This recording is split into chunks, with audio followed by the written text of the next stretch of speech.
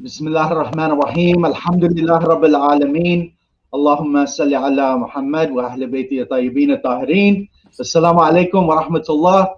Inshallah, you're all doing well. Welcome to our session on Islamic studies, where we will be discussing two paths: the Hausa or traditional Islamic seminary and Western style academia. I would like to thank all of those who are putting in hard work behind the scenes both today and leading up till today, ensuring that this amazing program would become a reality. And would especially like to thank Sayyid Jawad Al-Qazwini for his including us visionary effort. As Sayyid Jawad mentioned in his welcome address, one of the aims of this conference in creating such a diverse space was to break down any barriers set up by racism or tribalism or ethnocentrism or any other ism that divides our community. We're all here for one purpose: to serve Allah subhanahu wa ta'ala through honoring his honorable and noble servant Amir al-Mu'mineen, Imam Ali alayhi salam. May Allah grant us all the honor of his ziyarah in this life and the blessing of his shafa'ah in the next. So in the spirit of reform and the spirit of honoring this voice of human justice, I would like to recognize that many of us today are listening or watching from land that was stolen from indigenous communities. I come to you from the land of the Yokuts people. We honor those who cared for this land long before we ever arrived. My name is Reza Nekumanesh, and I have the honor of serving as the Executive Director of the Islamic Cultural Center of Fresno. Additionally, I serve on many boards and councils dedicated to racial and economic justice. One of those many roles that I'm honored to serve in is on the Executive Committee of the Shia Muslim Council of Southern California. Alhamdulillah, we are a people of a faith, of a religion, of a community which boldly, clearly, and directly guides us and commands us to seek knowledge, to continually strive to learn. Allah states in the Holy Quran in Surah At-Tawbah, verse 122, that during military expeditions to protect Muslims and Islam, quote, there should separate from every division of them a group remaining back to devote themselves to the studies of religion and warn the people when they return, that thus they may learn to guard themselves. And the Holy Prophet Muhammad sallallahu alaihi wasallam said, seek knowledge from the cradle to the grave. It's clear that in our faith, we are meant to seek knowledge. We are joined by two lifelong examples of dedicating one's life to seeking knowledge and the pursuit of greater understanding. I will introduce these two esteemed gentlemen, and then we will engage this important subject matter. First of all, let me introduce Sayyid Hadi Qazwini. Sayyid Hadi is a scholar and an intellectual historian of Islam. MashaAllah, he has advanced training in traditional Islamic seminary in Qom, and academically, he received his master's in Islamic studies and leadership from Bayan Claremont, an American Muslim academic seminary in Southern California. And now he's just about to complete his PhD work at the University of Southern California, where his research begins in classical Islamic theological and legal thought and extends into bringing this rich intellectual legacy into conversation with Muslim experiences in and with modernity. We are additionally honored to introduce Dr. Abbas Kadim. Dr. Kadim leads the Atlantic Council Iraq Initiative. He previously held senior government affairs position at the Iraqi embassy in DC. He was a senior foreign policy fellow at Johns Hopkins University. He served as an assistant professor of national security affairs and Middle Eastern studies at the Naval Postgraduate School. And he was a visiting professor at Stanford, mashallah. Among his writings, two of which are directly related to our conversation today, was his book, The Hausa, Under Siege, Studies in the Ba'ath Party Archive, and also his PhD dissertation, where he delves into the scholarship of Sheikh Mufid and other scholarly giants who worked to establish the seminary systems as we know it today in the Shia world, entitled Politics and Theology of Imami Shi'ism in the 5th century Hijri, Baghdad. It's a mouthful, it's tremendous study. These are two scholarly giants among us living today. I'm so honored to welcome both of you. Assalamu alaikum. Alaikum salam. Thank you. Alaikum My salam wa first question rahmatullahi. is for Sayyid Hadi. There is a great benefit to all learning, and we believe that Allah surely blesses and raises the honor of those who strive for knowledge and understanding. Being that you have extensive studies both in the Hawza and in academia, can you please share with our audience some of the main similarities and some of the differences in these two paths of learning? You have 5 minutes for this response, inshallah. Bismillah ar-Rahman ar-Rahim. First of all, I'd like to express my gratitude to Sayyid Jawad al-Qazwini and to the entire team of organizers, everyone who has worked tirelessly to put this fantastic conference together. May Allah subhanahu wa ta'ala reward you all for all of your efforts and all of your work. It's truly a pleasure for me to be joining you in this conference and on this panel, especially with the esteemed Dr. Abbas Kadim and you, Haj Reza. To answer your question about the similarities and differences between the Hawza or the seminary and academic approaches to the study of Islam, I like the way that you framed the question, thinking about similarities and differences, because I think if we think about some of the similarities between these two educational systems and educational approaches to the study of Islam and Muslims, it really helps us avoid some of the sometimes the cynicism and the mistrust that may be there lurking beneath, or sometimes even expressed externally, outwardly, publicly, between these two educational systems and those who participate in these systems of knowledge production. So when we look at similarities, I think there are a lot of similarities, but maybe I'd like to point out three, I think, important similarities between the two systems.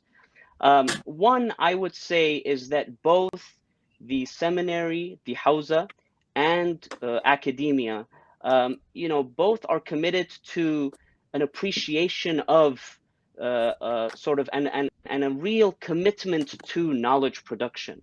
A lot of time, a lot of effort is given by scholars, by practitioners in both the seminary setting and the academic settings to a commitment to knowledge production.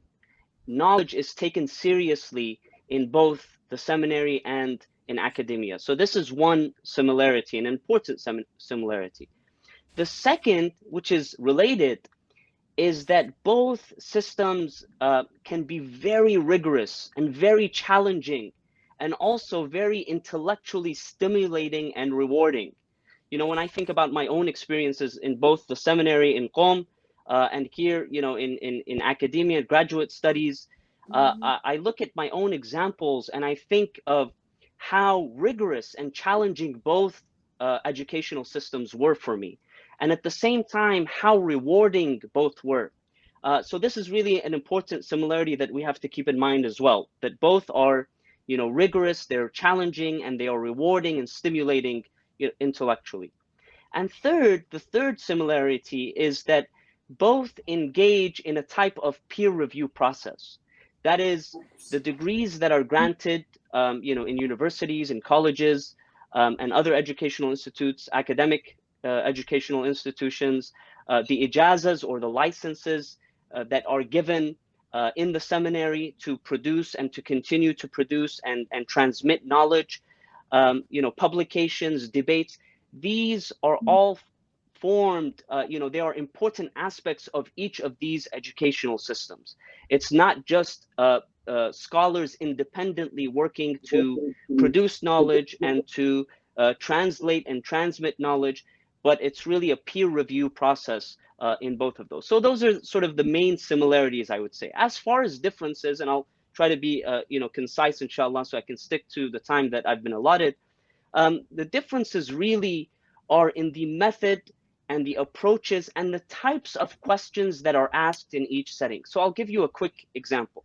If we look at the Hawza or the seminary system, the seminary system usually engages in what is known in sort of the academic study of religion as the insider approach to the study of religion or the study of Islam. And basically what this means, I'll give you an example. Many seminary students, they devote a lot of time and effort to the study of theology, discussing God's existence, arguments for God's existence, proof for God's existence, discussions related to God's attributes, our relationship to God. They do so from an insider perspective, or an insider approach to the study of theology, which means that they study theology for the sake of better understanding their own relationship with God. They study law and legal theory for better being able to implement and observe one's responsibility before God.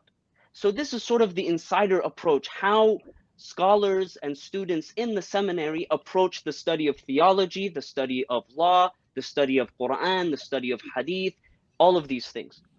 Academia, on the other hand, takes a different approach, largely takes a different approach.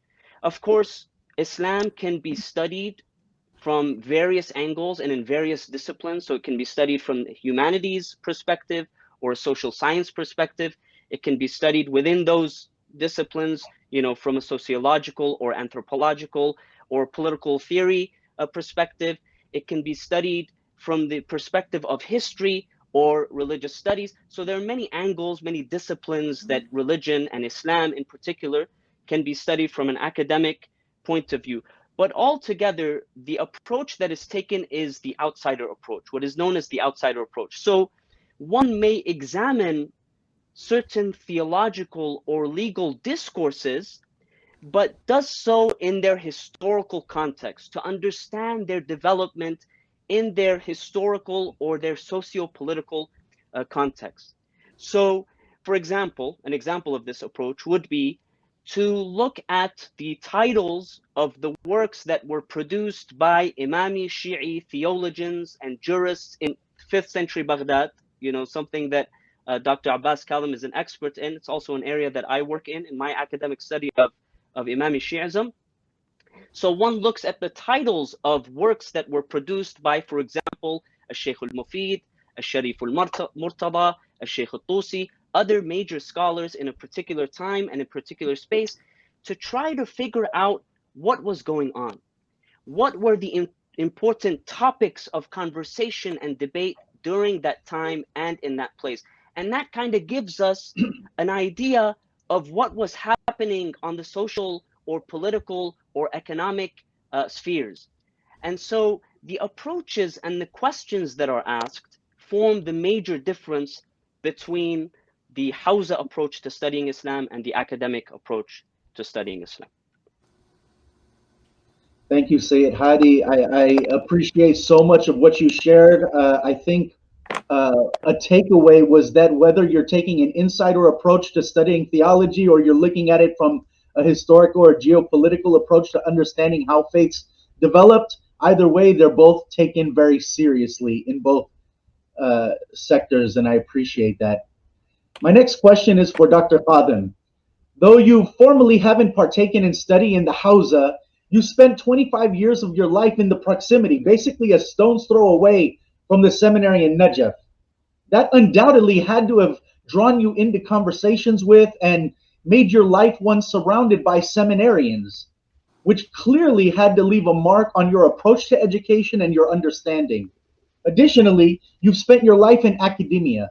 So my question for you is, Dr. Qadim, what do you see as the major similarities between and the differences in how one studies Islam both in academia and in the Hawza? And you have 5 minutes for your response. Well, thank you very much. I appreciate the invitation. I would like to thank everyone who worked very hard and diligently to get this conference going, and it's been wonderful and very impressive of what has been accomplished so far, and we look forward to the rest of it. It's an honor to be in this panel, and I'm glad that you asked the Sayyid first. He has captured everything in a beautiful way, so almost got all my work for me. I would like to basically look at it from a different way. I mean, I agree with everything that was said, and if I may add to it, one difference, or let's look at the similarity first. And both of them, as the Sayyid mentioned, they do. Okay, is there a problem with the sound? No, I believe that we should be okay. I do hear you well. Okay, because I got for some reason there is some. Yeah, you can put that down to the side because I do hear you fine. Okay, yeah, I've been getting messages that no one can hear. So that's again. Let's go back to our trail of thought. So again, the similarities, as Sayyid Qazwini mentioned, basically what we have here is two different endeavors of seeking knowledge. Both of them are very rigorous, as we just heard. Both of them are interested in achieving excellence at the best levels, and both of them are undertaken with a great level of inquisitiveness and interest, and with the highest curiosity to seek knowledge through the cutting edge kind of methodology and studies. Both of them examine the questions and the issues and the text and all of that, wrestle with the material that is being studied. But certainly, I think the differences are in the purpose and also in the setting of the studies. In addition to what my brother just mentioned, and these are important elements. So I may add to them this idea of what purpose do you go into each one of them. You go into the university to get a degree and pursue a career and get a job. Basically, there is a teleology to your endeavor. You enter and you pay money and tuition, etc., and secure whatever method to pay it, and then you are expected to graduate within a number of years to pursue a career. What we have in the seminary in the Hawza, it's a different story. You are not going there for the sake of getting a degree or of graduating in some form or shape. You will find counterparts to it in the West, where we go to divinity school and one could pursue a bachelor degree or a master degree or even a PhD. But it is different in the Hawza. There you study for your own self-gratification. There isn't really any way of sense of measurement of how much knowledge you attain. You are the judge of how far you are going and whether or not you are satisfied with your progress, with your pace, and with your work, and you set your own goals and pursue them. That is a great difference between the two in the setting itself and in the purpose. One does not go to the Hawza to get a job or to get a degree. One goes to the Hawza to learn and to gain expertise, and then yes, you might pursue or have a goal and an ambition to become an accomplished scholar, but that is not that's completely different world than what we see in the academic world. In the academic world, it's very much canonized. It is measured by steps and paces and a time measure for it. The measure for the seminary school is really to go and measure yourself by how much knowledge and how much you still have to get attained in order to distinguish yourself. One cannot call himself a religious scholar by simply passing an exam or spending a number of years of study. Far from it. You have to prove yourself in an unmeasurable way, in a way that is more fluid, more arbitrary, if you will, to the outsider. Yes, there are rules inside for the people who are inside the Hawza. They know how to. But for the outsider, when you look at it, it looks more arbitrary, more fluid, more loose as a system. Now, recently there have been attempts to canonize the seminary studies, to probably, especially in Iran, I think still Najaf is not pursuing that. But it is there is this sense of following the old system of Islamic education, when students 1,000 or 1,400 years ago used to go to the mosque or to the house of the scholar or anywhere else in town, in any corner of a building, and you study with that teacher, and for no purpose other than just learning from that person. And when you finish with everything he is teaching, you can go to the next teacher and so on, or you could study with more than one teacher at the same time. And then there are no credits to collect or transcript to really put under your belt. All what you have is how much you can, or how can you prove yourself among your peers.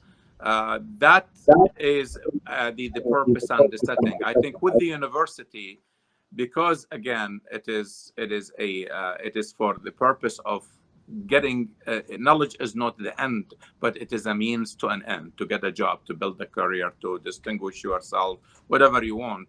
While it is not about that in the house, it's about knowledge is the end, and it is one is not in a hurry to get that paper in their hand and say, I made it, I graduated, I attained all the knowledge I need, now I can go and work with it.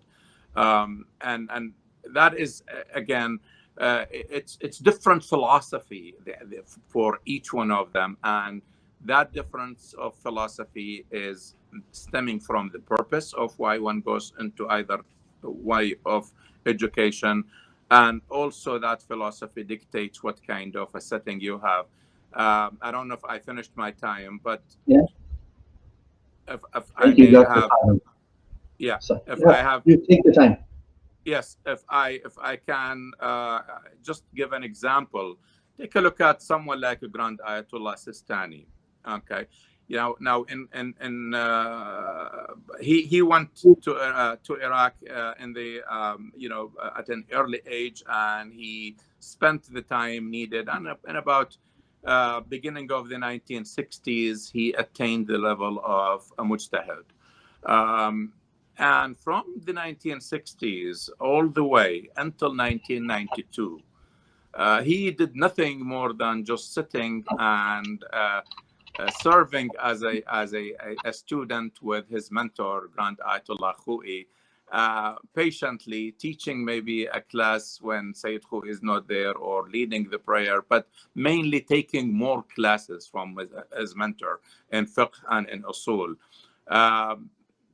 Give me one PhD holder who would sit with his dissertation advisor for 30 years after getting the PhD for the sake of learning more from him, with that patience and just keep denying completely every opportunity to go and set his own path. I think in that story of Grand Ayatollah Sistani, it gives us all of the difference between the philosophy, the purpose, and the end game for everyone who goes to which side of the education.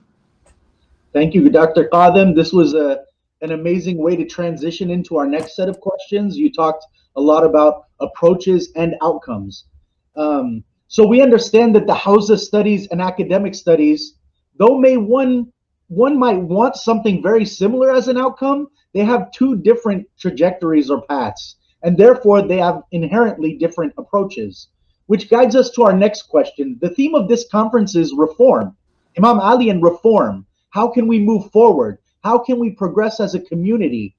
That theme of reform insinuates that we, not only as individuals, but as a religious community, we are capable of reform. Reform is something that we should be continually striving and working to attain. So the next question is for Dr. Kadim, a 3-minute response, and I know that's going to be difficult. What are some lessons that the Hausa systems throughout the Islamic world can learn from Western-styled academic studies, particularly when it comes to the study of Islam? Well, a couple of things actually, and they really can be taken from the presentations that both of us have made, but the differences and similarities. I think this will be more in the differences. You could learn from what is different on the other setting.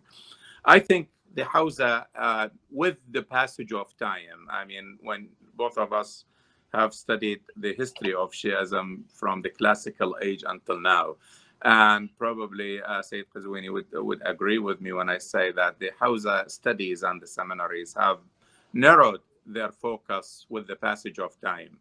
If you look at the preoccupations of older scholars from 1,000 years ago, 12, 1,300 years ago, with the scholars today, the Hausa is focusing heavily on the jurisprudence and the principles of jurisprudence. That's fiqh and usul.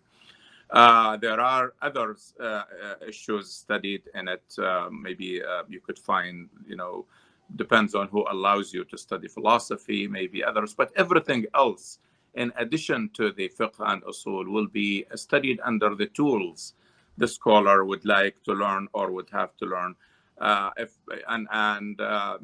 These are not for the purpose of getting expertise in them, but more learning them to advance your expertise in the two major differences. So I think the seminary can learn from the modern style, Western style university type is by injecting some breadth in the knowledge and the sciences that the student would study and would be exposed to, rather than going into that tunnel vision of going towards the fiqh and usul al-fiqh. The other issue is basically to look at other methodologies and other advances, even in the sciences that are being studied. I think a lot of what is being studied is in a way outdated and needs to be brought to whether it's the logic studies, whether it is even the Arabic grammar and Arabic sciences.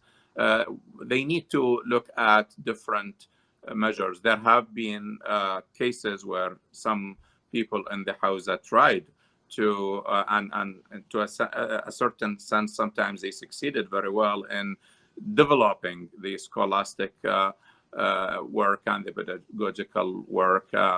Certainly, one could probably highlight a very great update that we've seen with Ayatollah Muhammad Baqir al-Sadr, who for the first time introduced a textbook in usul with his book on usul, the Halaqat al-Thalatha.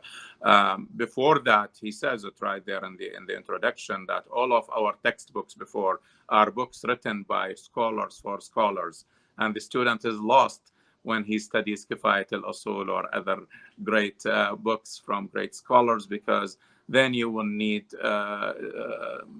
commentaries on these and commentaries on the commentaries. And still, it is scholars writing for scholars, and the student is lost, and you are at the mercy of who explains it to you. I think a lot of these are still there. The textbook culture and the educational culture can be there. Also, the measure, especially now. If you look at Iraq, maybe Iran is less, but look at Iraq, and I would argue even to a certain extent in Iran.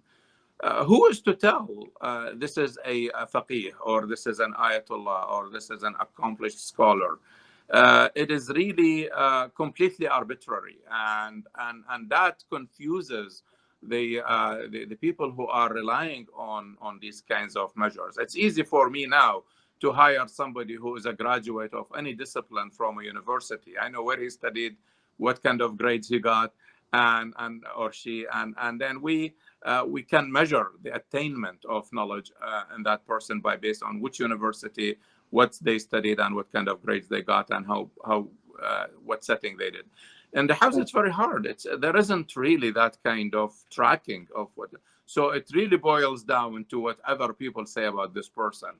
So the introducing measures to knowledge and more trackability, if you will, or ability to track the level of education, especially when it comes to people who are trying to make use of the expertise and knowledge of this person. If I want to ask someone or a question, or if I need to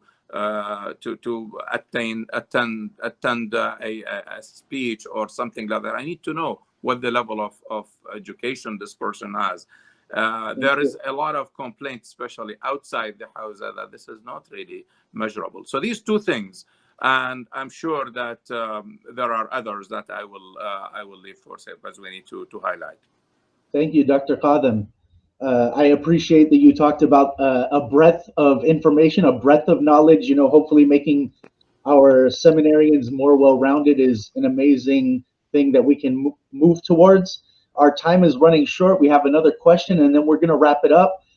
This one is for Sayyid Hadi. On the other side of the coin, what are some of the lessons that Western-style academic Islamic studies programs, including the ones such as the academic Islamic seminary that both you and I are graduates of, could learn from the Hausa systems in the Muslim world?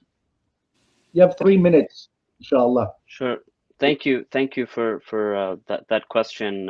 Again, I think to sort of piggyback off of Dr. Abbas Kadim, his excellent presentation, I think that you know, there's a lot of room for improvement, of course, and as he said very well, you know, those who are familiar with the history of these institutions of learning see that they have developed in various ways over the course of history. And in fact, even when we look at the academic study of Islam now, or academic, you know, academia in general in, you know, North America, especially in Europe and other parts, many of the most prestigious universities now began as educational institutions that were strongly affiliated with or exclusively, you know, teaching, you know, religious traditions or affiliated with various religious traditions, and then developed over time. Some of them, you know, going completely into secular fields of knowledge, others retaining a portion of, you know, divinity schools or other sort of relations with you know, religious traditions. I would say, you know, what academia in general can learn from the Hausa is two things really. One is this issue of mentorship, and Dr. You know, Abbas Kadim said this very beautifully. You know, he gave the example of these two high-profile scholars in the seminary, in the Shi'i world, religious leaders who you know, continued their journey of knowledge after you know, for a long period of time, for decades. And so there's this idea of mentorship that, you know, is prevalent there in the Hausa. This special relationship that develops between the educator and the student, between the teacher and the student. You know, I was fortunate enough to experience this myself with my own Hausa you know, professors and my own Hausa teachers, whereby it was not just me attending class, gaining information, you know, maybe asking a few questions and then moving on, but there was a strong bond, a strong relationship that forged between educator and student. You know, in one example, I had the privilege and honor of studying legal theory, usul al-fiqh, or principles of jurisprudence, the advanced level, with Ayatollah Sayyid Munir al-Khabbaz, an excellent scholar in the seminary of Qom. And I remember that you know, he himself actually began the initiative of having me and a group of other students from that class actually go to his home, beginning once you know, a week. In the evenings, we would go and we would spend a couple of hours with him, you know, in debate and discussion, and then it turned actually into 2 sessions a week. You know, this does not normally happen in academia. The relationship between professor and student is one that is strictly professional, even if the two may know each other personally.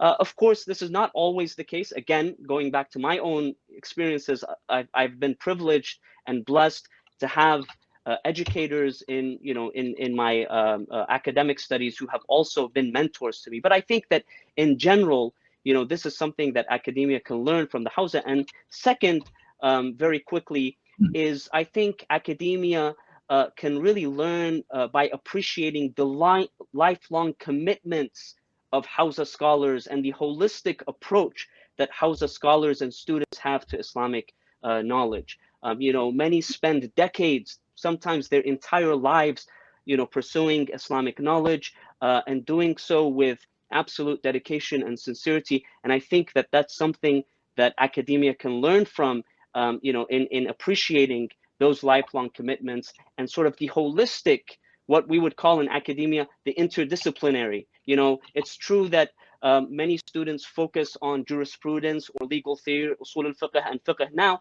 but most students, they begin their Hausa education by being exposed to at various levels of a range of Islamic disciplines.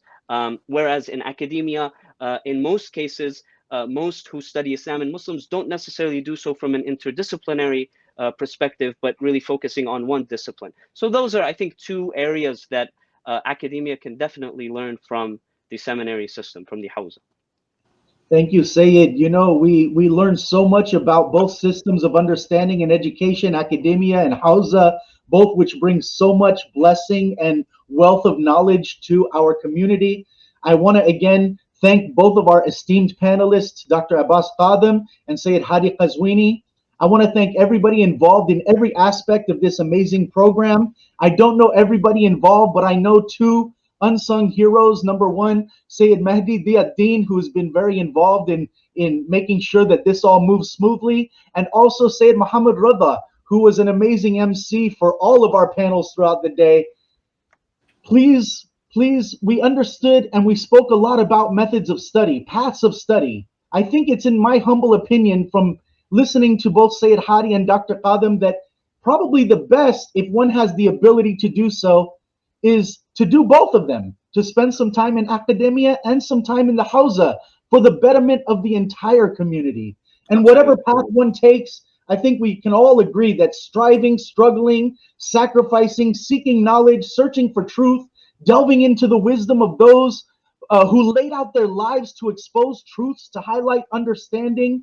Allah blesses all such efforts, and there's nothing more worthy of striving for than knowledge. As we leave, we remind you of the beautiful riwayat of Amir al-Mu'mineen, alayhi salam, as we celebrate his life, who said, knowledge is better than wealth, for while you have to protect your wealth, knowledge protects you. May we all live out this ideal in our own lives. Thank you all so much. Thank you. Thank you.